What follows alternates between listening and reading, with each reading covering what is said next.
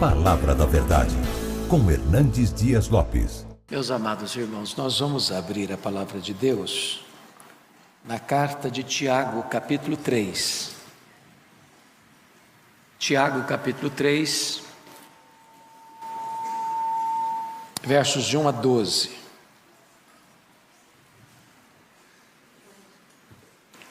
Está escrito o seguinte: Meus irmãos, não vos torneis, muitos de vós, mestres, sabendo que havemos de receber maior juízo, porque todos tropeçamos em muitas coisas. Se alguém não tropeça no falar, é perfeito varão, capaz de refrear também todo o corpo. Ora, se pomos freios na boca dos cavalos para nos obedecerem, também lhes dirigimos o corpo inteiro. Observai igualmente os navios que, sendo tão grandes e batidos de rijos ventos, por um pequeníssimo leme, são dirigidos para onde queira o impulso do timoneiro. Assim também a língua, pequeno órgão, se gaba de grandes coisas. Vede como uma fagulha põe em brasas tão grande selva. Ora, a língua é fogo, é mundo de iniquidade. A língua está situada entre os membros do nosso corpo e contamina o corpo inteiro. E não só põe em chamas toda a carreira da existência humana, como também é posta ela mesma em chamas pelo inferno. Pois toda espécie de feras, de aves, de répteis e de seres marinhos se doma e tem sido domada pelo gênero humano. A língua, porém, nenhum dos homens é capaz de domar. É mal incontido, carregado de veneno mortífero. Com ela, bendizemos ao Senhor e Pai. Também com ela, amaldiçoamos os homens, feitos à semelhança de Deus. De uma só boca procede bênção e maldição. Meus irmãos, não é conveniente que estas coisas sejam assim. Acaso pode a fonte jorrar do mesmo lugar o que é doce e o que é amargoso? Acaso, meus irmãos, pode a figueira produzir azeitonas ou a videira figos? Tampouco fonte de água salgada pode dar água doce. Eu quero conversar com vocês sobre o tema cuidado com a sua língua. Bom, esse tema tem a ver com todos nós. Ou quem se aventura a levantar a mão e dizer, não, esse não é um problema meu. Se você levantar a mão e dizer que você não tem problema com a língua, vou lhe dizer que você é um perfeito varão.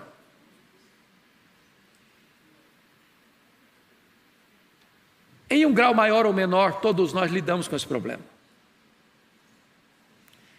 E você e eu temos visto pessoas sendo curadas mesmo, por uma palavra boa, oportuna, que vem como bálsamo, como medicina para a alma.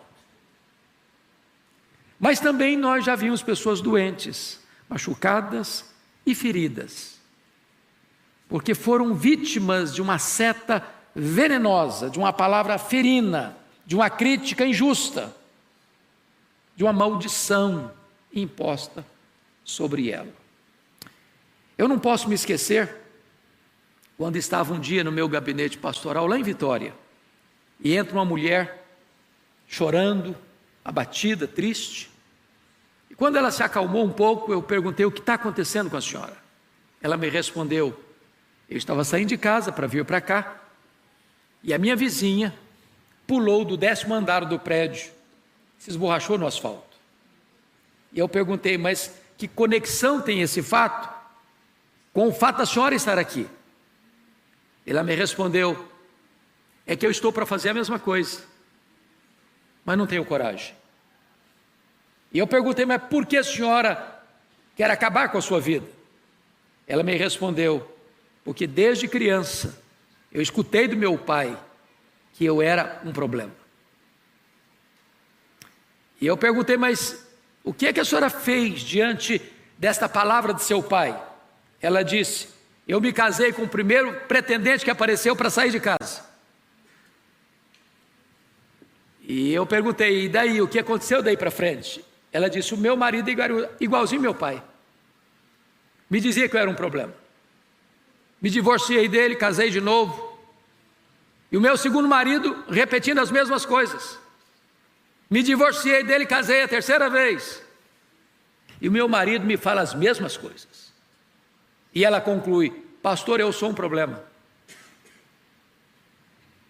Eu confesso para vocês que eu me emocionei muito ao ouvir o relato daquela mulher e disse para ela 3 coisas que quero repetir para vocês. Talvez você que está aqui hoje já foi vítima de uma palavra insensata, ou de um pai, ou de uma mãe, ou de um parente, ou de um namorado, ou de uma namorada, de um noivo, de uma noiva, marido da esposa, de um patrão, de um professor, não sei. Eu preciso lhe dizer que você não é o que as pessoas dizem que você é. Você não é quem você pensa que você é. Você é quem Deus diz que você é. Você foi criado à imagem e semelhança de Deus.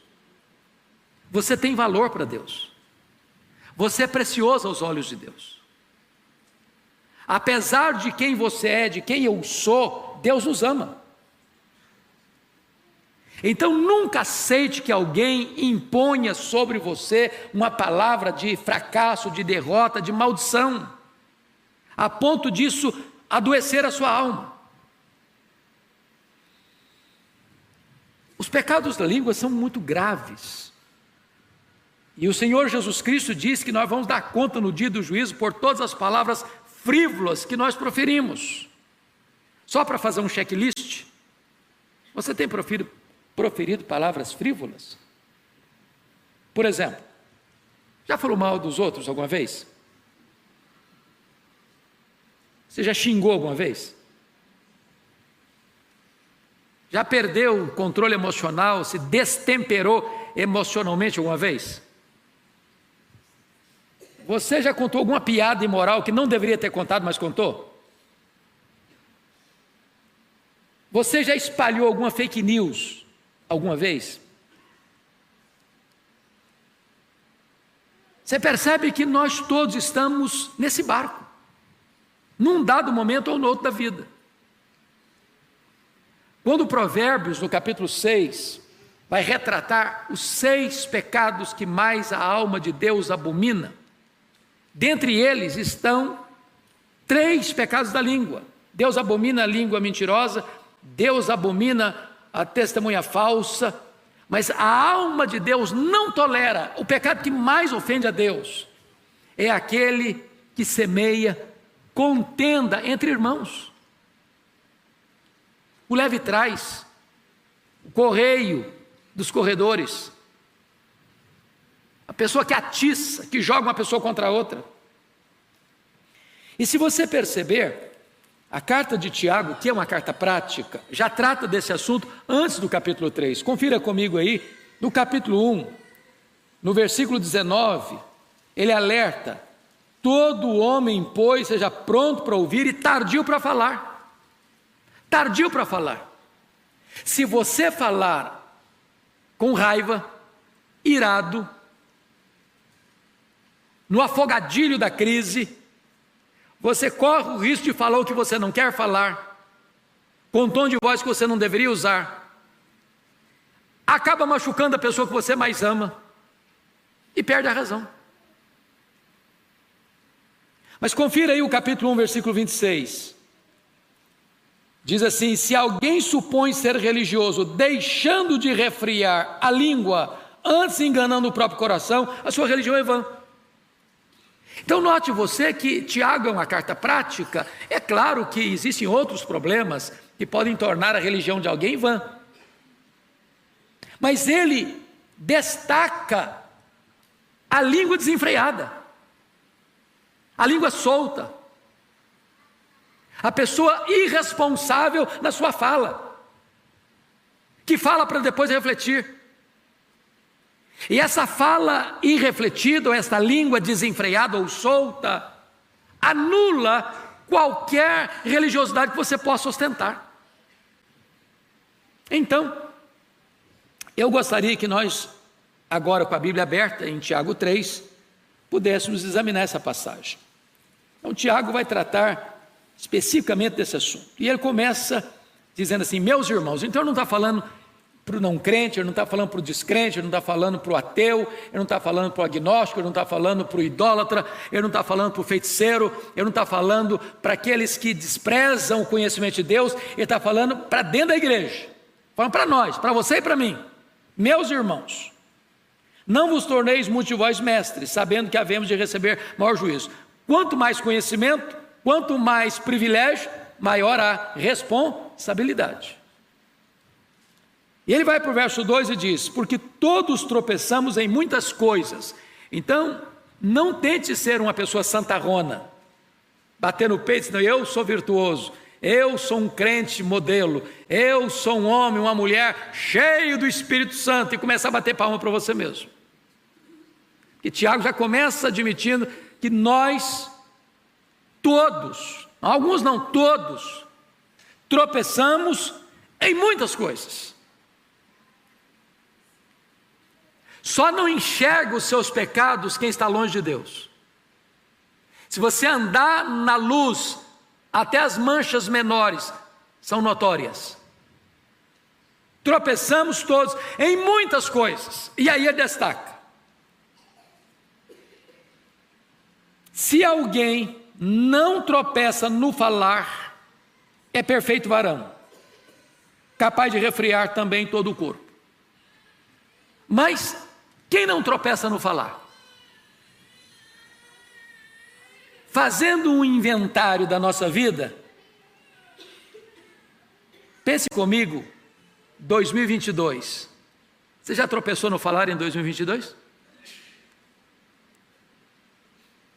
Então nenhum de nós aqui nessa congregação está fora do alcance dessa exortação de Tiago. Eu gostaria então que nós pudéssemos observar o que significa isso. Uma palavra falada, alguém já disse, é como uma flecha que você despacha, ela não volta mais. Alguém disse assim: mas não era a minha intenção. Bom, a pessoa que foi alvo ou vítima da sua palavra não consegue ler seu coração, ela não consegue ler sua intenção, ela só escuta a sua voz. Se machucou, vai machucar mesmo. Se feriu, vai ferir mesmo. Só Deus conhece a intenção. Então é uma seta que você joga, não recolhe mais. Ou alguns comentários, eles são tão nocivos, eles são tão devastadores, que é como você subir no alto de uma montanha, solta um saco de penas, não dá para recolhê-las todas mais. Mormente, meus irmãos, na época que nós vivemos hoje das mídias sociais. Então, um conselho prático: não entre em discussões em mídias sociais. Não entre em disputas de palavras em mídias sociais. Isso é jogar um saco de penas do alto do Monte Everest. Não dá para recolher tudo mais. Você não administra isso mais. Se alguém criticar você nas mídias sociais, não tente se defender lá. Não faça isso. Porque isso vai ter uma proporção inimaginável para machucar muita gente. Então, vamos dar uma olhadinha aqui nas figuras que Tiago levanta para nós entendermos esse assunto. Em primeiro lugar, ele diz que a língua tem o poder de dirigir, e ele usa dois exemplos. Veja você comigo no verso 3 e no verso 4. O primeiro exemplo, no verso 3, ele usa a figura do freio do cavalo. Bom, eu fui criado no interior, na região rural, no lombo de cavalo.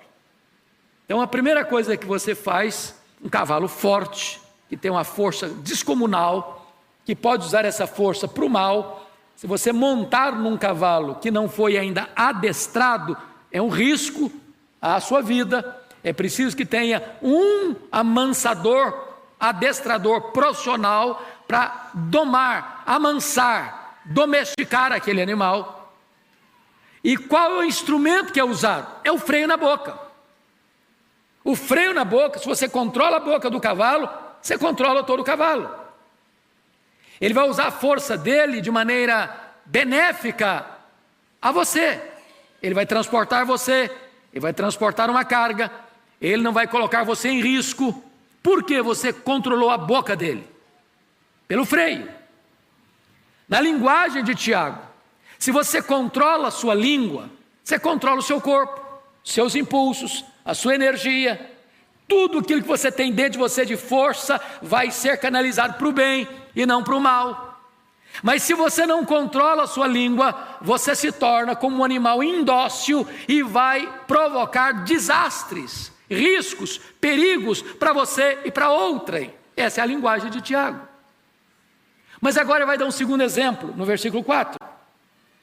E ele diz, observai igualmente, ou seja, ele está usando ainda a mesma linha de raciocínio. A língua tem o poder de dirigir. Ele sai do animal para uma navegação e diz assim, observai igualmente os navios que sendo tão grandes e batidos de rijos ventos por um pequeníssimo leme, são dirigidos para onde queira o impulso do timoneiro. Então, pense num navio transatlântico. Pense um navio transportando centenas, milhares de pessoas ou toneladas e toneladas de containers. Os navios sigram os mares, enfrentam tempestades borrascosas, ventos rijos sopram para cá e para lá. E lá tem um homem chamado de timoneiro, e ele tem um pequeno instrumento nas suas mãos chamado leme. E esse leme é que pode governar esse navio, singrando as águas revoltas dos mares encapelados, para que esse navio não se choque nos penhascos, nas pedreiras, nos icebergs da vida, para fazer uma viagem segura e benéfica. Assim ele diz, como um leme governa um navio no alto mar, a sua língua há de governar a sua vida, para que você não entre em acidentes perigosos, para naufragar moral e espiritualmente. A língua tem o poder de dirigir. Mas notem vocês que ele vai mudar a figura, porque a língua não só tem o poder de dirigir, mas agora a outra figura é que a língua tem o poder de destruir. Confira comigo os versos 5 a 8. E ele diz assim, assim também a língua, pequeno órgão, se gaba de grandes coisas. Ele está concluindo o raciocínio dos versos 3 e 4, poder de dirigir. Mas agora vai mudar a figura. Veja comigo. Vede como uma fagulha põe em brasas tão grande selva. Ora, a língua é fogo, é mundo de iniquidade. A língua está situada entre os membros do nosso corpo e contamina o corpo inteiro. E não só põe em chamas toda a carreira da existência humana, como também é posta ela mesma em chamas pelo inferno. Então ele começa a dizer que a língua tem o poder de destruição. E qual a linguagem que ele vai usar? A linguagem do fogo. Bom, não precisa ser um especialista para saber que uma guimba de cigarro pode botar uma selva inteira em chamas. Eu tive agora, na segunda viagem a Israel, eu achei muito curioso isso. Aliás, triste, não curioso. Porque um dos cenários mais belos de Israel, quando você visita, é o Monte das Bem-aventuranças. Lá tem um jardim muito bonito, sempre muito bem tratado, sempre muito bem cuidado. E nós fomos na primeira quinzena de julho, e aquele jardim florido, bonito. Aí voltamos, levei uma segunda caravana, na segunda quinzena de julho, e houve um incêndio nesse local. E o jardim está totalmente devastado pelas chamas. Eu não sei a razão, mas talvez alguém descuidado jogou uma guimba de cigarro, ou alguém descuidado riscou um palito de fósforo. Quantas tragédias já têm acontecido? Eu fico imaginando, por exemplo, que foi o incêndio de Roma, no dia 17 de julho do ano 64, quando 70% da maior cidade do mundo naquela época foi devastada. Eu fico imaginando o que aconteceu, por exemplo, no dia 8 de outubro de 1871, às 20 horas e 30 minutos, quando Moody pregava numa grande cruzada evangelística na cidade de Chicago, e houve um grande incêndio na cidade de Chicago, a ponto de 100.000 pessoas ficarem sem casas, a ponto de 17.500 prédios danificados, a ponto de centenas de pessoas terem morrido naquele grande incêndio. Às vezes, um palito de fósforo que você risca pode provocar esse terrível incêndio. Qual a linguagem, Tiago? Uma palavra mal colocada, uma crítica injusta, um boato colocado com malignidade, uma maledicência acerca de uma pessoa, ou de uma comunidade, ou de uma igreja, ou de uma estrutura, pode trazer uma consequência inimaginável. Sabe por quê? Porque a língua, como fogo, tem o poder de destruir. Me permita dar um exemplo histórico sobre isso.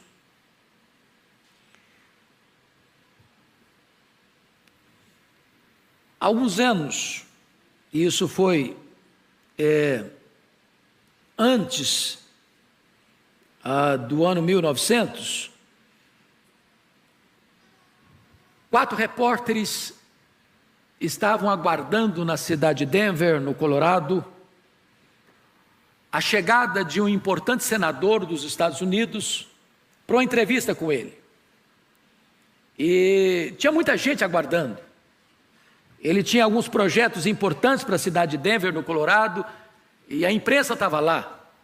E para a frustração daqueles 4 repórteres, o senador não chegou no trem e eles ficaram muito frustrados, muito frustrados. Tinham viajado para isso, para entrevistá-lo. E então, o que fizeram? Eles foram para o Oxford Hotel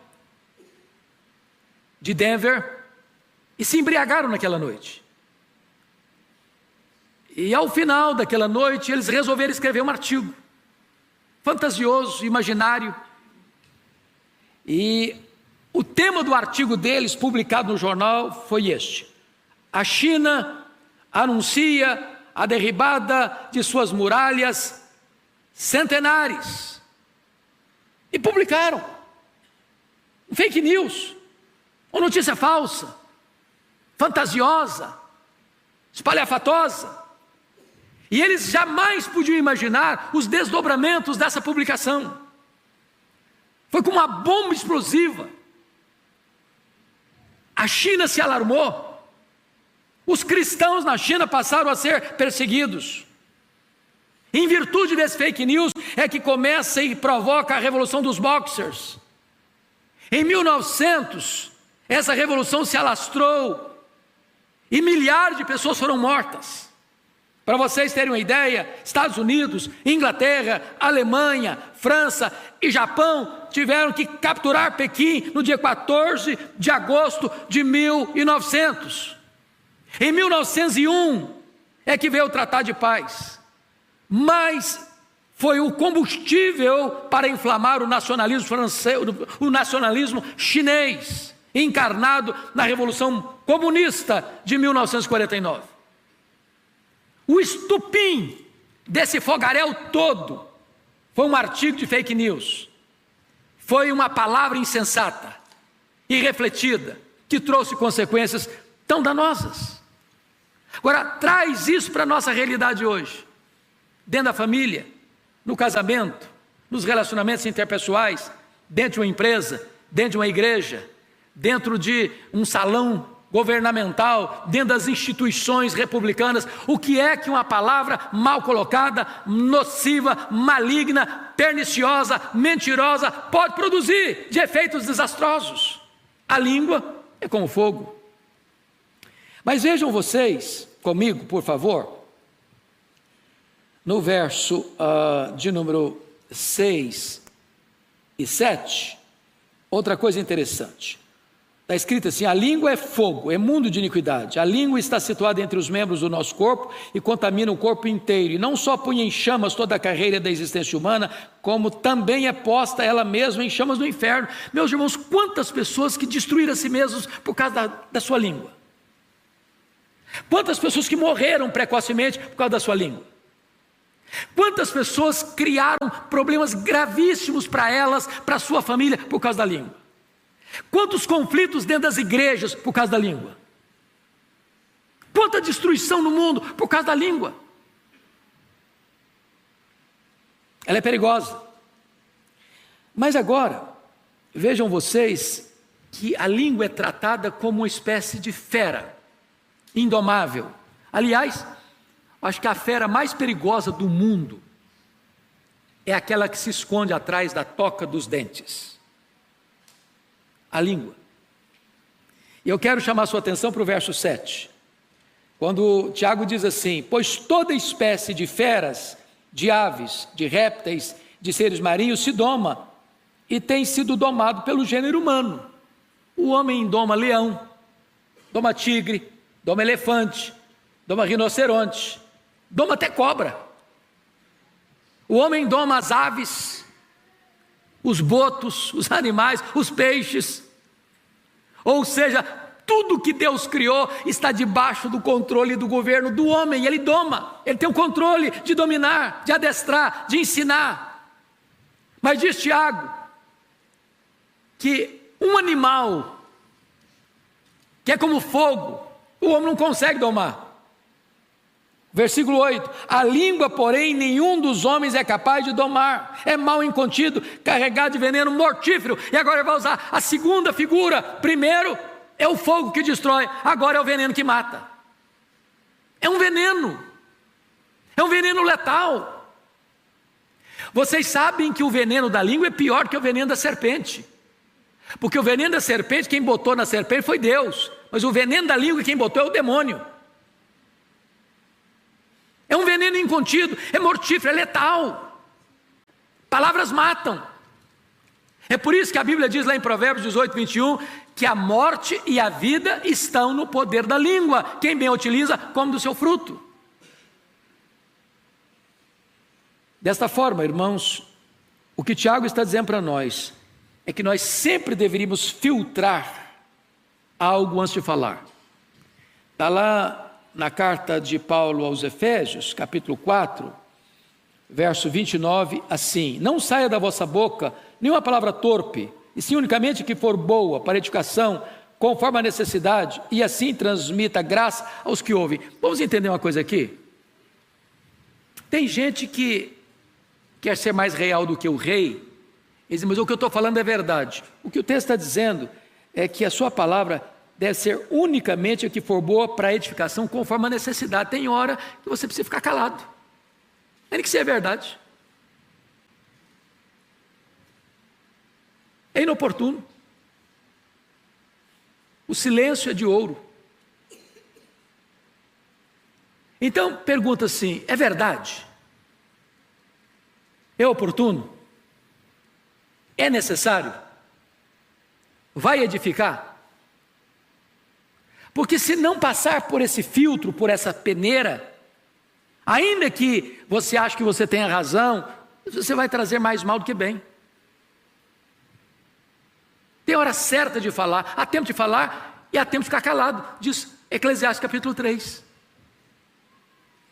Mas notem comigo, voltando para Tiago 3, que vai trazer uma outra exortação sobre a questão da língua. É que a língua é também incoerente. Ela tem o poder de dirigir, como o freio e o leme. Ela tem o poder de destruir, como o fogo e o veneno. Mas agora Tiago vai dizer que a língua é inconsistente. Olha o argumento dele dos versos, a partir do verso 9. Com ela bendizemos ao Senhor e Pai, também com ela amaldiçoamos os homens, feitos à semelhança de Deus. De uma só boca procede bênção e maldição. Meus irmãos, não é conveniente que essas coisas sejam assim. Acaso pode a fonte jorrar do mesmo lugar o que é doce e o que é amargoso? Ou seja, você está num culto, como nós estamos aqui, e o que nós fizemos agora há pouco?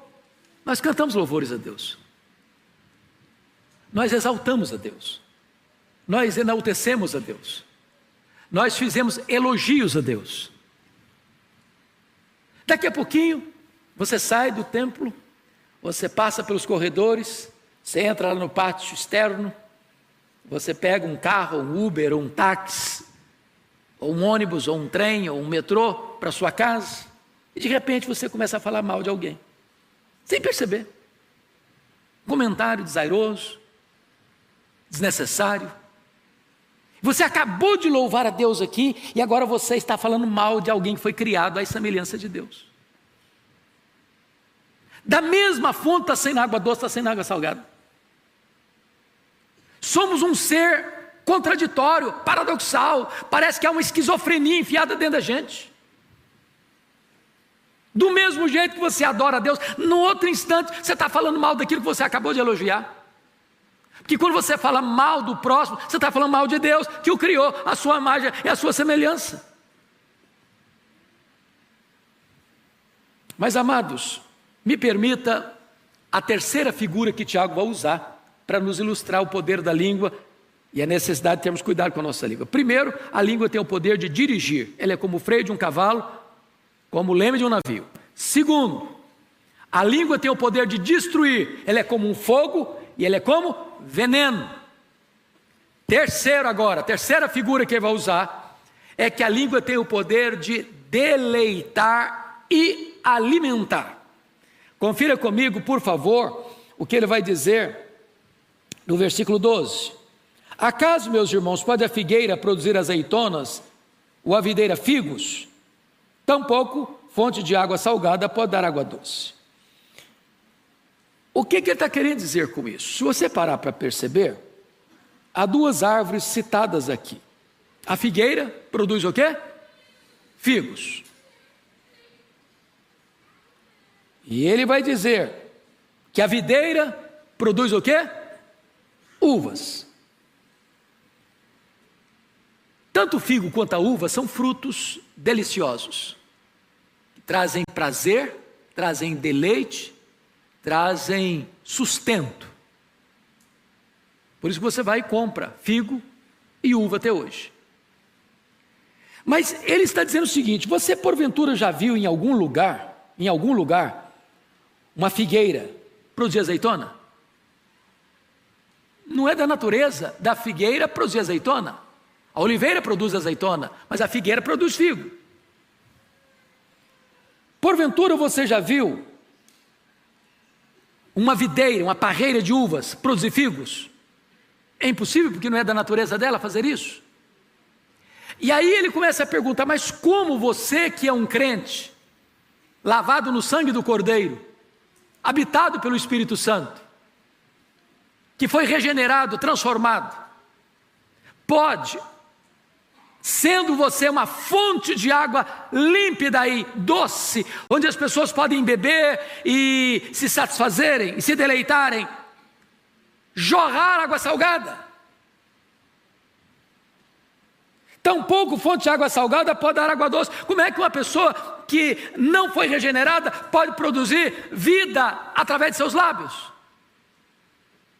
Então a nossa língua precisa ser uma fonte de água doce, e a nossa vida precisa ser uma árvore frutífera que alimenta e deleita, e não uma fonte de água salgada ou uma árvore que não dá o fruto de acordo com a sua natureza. Dito isto, amados, eu gostaria de parar um pouquinho para a nossa reflexão e aplicação. Eu de maneira nenhuma estou querendo botar carapuça em qualquer irmão aqui, ou constranger você com esta mensagem, porque disse, e à luz do texto, porque todos nós tropeçamos em muitas coisas. Todos nós. Nenhum de nós aqui pode dizer: não, eu sou melhor que você. Todos nós estamos no mesmo barco. Agora, nós podemos dar uma melhorada, podemos não? Nós podemos tomar nesta noite algumas decisões. Precisamos ter mais cautela, mais cuidado. Precisamos botar freio e pegar o leme na mão. Precisamos ter cuidado com aquelas palavras perigosas, como uma fagulha, como um pequeno palito de fósforo aceso que pode botar em chamas toda uma selva. Precisamos ter o máximo cuidado, porque uma gota de veneno pode levar alguém à morte. Precisamos ter cuidado, porque a língua, embora sejamos tão hábeis para domar as feras, os peixes e as aves, nós não conseguimos domá-la, a não ser que o Espírito de Deus nos controle, nos dê domínio próprio. Nós seremos destemperados nas nossas palavras. E aqui eu queria evocar o varão perfeito. O varão perfeito que, à luz de Tiago 3:2, é impossível para nós, porque todos tropeçamos em muitas coisas. Se alguém não tropeça no falar, é perfeito varão. Então, nenhum de nós aqui é um perfeito varão, nem uma perfeita varoa. Mas existe um perfeito varão. E quem é ele? É Jesus Cristo, nosso Senhor. Nunca houve dolo em sua boca. Nunca houve mentira em seus lábios. Nunca houve engano em seus conceitos. Nunca houve injustiça nas suas palavras. E para mim a marca de um crente maduro não é quanto ele conhece, é quão parecido ele é com Jesus. E quando você lê a história de Jesus, a biografia de Jesus, você lê os evangelhos, uma coisa você percebe: sempre que alguém chegou perto de Jesus machucado, ferido, quebrantado, saiu de lá restaurado, curado, levantado para a vida. Então, se nós queremos ser imitadores de Cristo, se nós queremos ser chamados de cristãos, nós precisamos imitar a Jesus. E aí a questão é: como é que a pessoa chega até nós? Como é que ela sai depois que conversa conosco? Mais animada com a vida? Mais disposta a se levantar, a se erguer? Ou uma pessoa que depois que conversa com a gente, ela sai desanimadíssima com a vida? Quem é você? As pessoas saem melhores ou piores depois que batem um papo com você? Quem é você? Quando você chega num ambiente, um ambiente melhora ou piora? Que Deus nos ajude a olhar para o perfeito varão e imitá-lo, porque só Ele pode nos dar a graça de usarmos a nossa língua para ser medicina da alma e não veneno da morte. Que o Senhor nos abençoe. Tenha misericórdia de nós. Vamos curvar nossa fronte, vamos orar. E você vai refletir sobre isso. Alguém já disse com toda razão, o autor do livro O Monge Executivo, diz que você não é o que você fala, você não é o que você promete, você não é o que você sente, você é o que você faz. Então, quem sabe agora você possa pedir a Deus: Deus, me ajude, Senhor, a melhorar essa semana, na minha casa.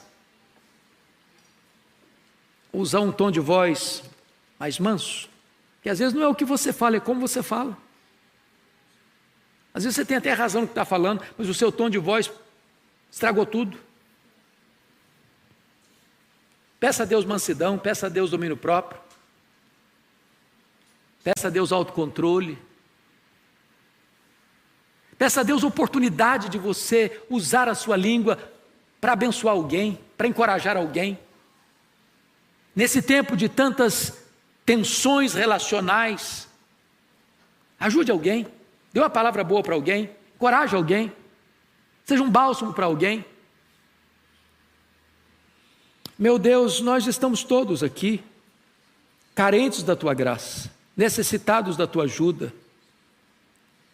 E eu te peço em nome de Jesus que Tu nos ajudes, meu Senhor. Nós não temos forças em nós mesmos. Se deixados à nossa própria vontade, sob os efeitos do nosso próprio eu, a nossa língua vai ser fogo e veneno. e não medicina para a alma. Tem misericórdia de nós. Livra-nos dos pecados da língua. Livra-nos de tropeçarmos na nossa própria palavra. Que a nossa palavra seja a palavra de vida. Que o nosso coração transborde palavras de vida eterna. Que nós olhemos agora para aquele que é o modelo maior, é o varão perfeito, que é Jesus Cristo. E o imitamos nesta área tão vital da nossa vida, do nosso testemunho cristão. Abençoa o teu povo, Senhor. Ajuda o teu povo nos seus relacionamentos dentro de casa, no seu trabalho, no seu convívio com a família, com a parentela, com os vizinhos, com os colegas de trabalho, com os colegas de escola. Meu Deus, em nome de Jesus, ajuda-nos a conviver dentro da tua igreja de maneira harmoniosa. E que desta maneira a nossa fala, a nossa comunicação, a nossa linguagem seja santa, seja abençoadora, seja espiritual, enleve a alma das pessoas. Muito obrigado, Senhor, porque Tu nos exortas nesta noite. E nós Te adoramos por isso. Em nome de Jesus. Amém.